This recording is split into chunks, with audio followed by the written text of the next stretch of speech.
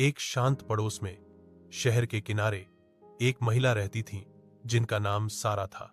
वह 50 के पेठे में थी, नरम मिजाज, शांत स्वभाव और हाल ही में रिटायर हुई थी। उनका एक छोटा सा घर था जिसके पीछे एक खूबसूरत सा बाग था। बाग में गेंदे के फूल, टमाटर के पौधे और एक बड़ा सा अखरोट का पेड़ था। हर सुबह सारा चाय का कप लेकर इस पेड़ के नीचे बेंच पर बैठती थी। पक्षियों की चहचहाहट, हवा की सरगोशियां और हर तरफ सुकून होता। लेकिन एक दिन सारा ने देखा कि बाग में एक छोटी सी गिलहरी बार आती है, कभी पेड़ पर चढ़ती, कभी जमीन पर भागती। शुरू में तो वह सिर्फ उसे दूर से देखती रही।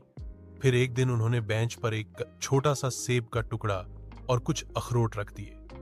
अगली सुबह गिलहरी ने आकर वो अखरोट ले लिए। यूं हर दिन वो आती, बेंच के एक कोने पर बैठती और अपने दांतों से नरमी से अखरोट चबाती। सारा ने उसका नाम नोबू रखा दिया, एक पुरानी किताब के एक चरित्र पर जो वह बच्चों को स्कूल में पढ़ाया करती थी। वक्त गुजरता गया और नोबू उनके दिन का एक हिस्सा बन गया। सारा उससे बातें करती, कभी खामोशी से उसे देखती। सेवानिवृत्ति के बाद जरह और तन्हाई उनके दिल में बस गई थी। वह धीरे धीरे कम होने लगी। फिर एक दिन नोबो लंगड़ाता हुआ आया। उसकी एक टांग जख्मी थी।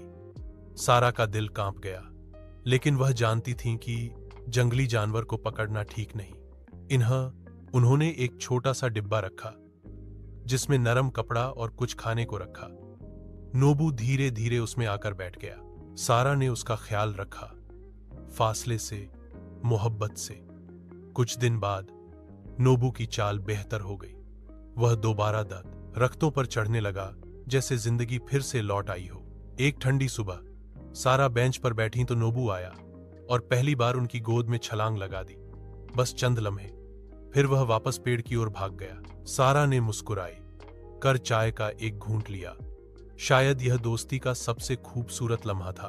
कभी कभी दोस्ती के लिए अल्फाजों की जरूरत नहीं होती, सिर्फ थोड़ा सा सब्र, थोड़ी सी मेहरबानी और एक अखरोट का पेड़ काफी होता है।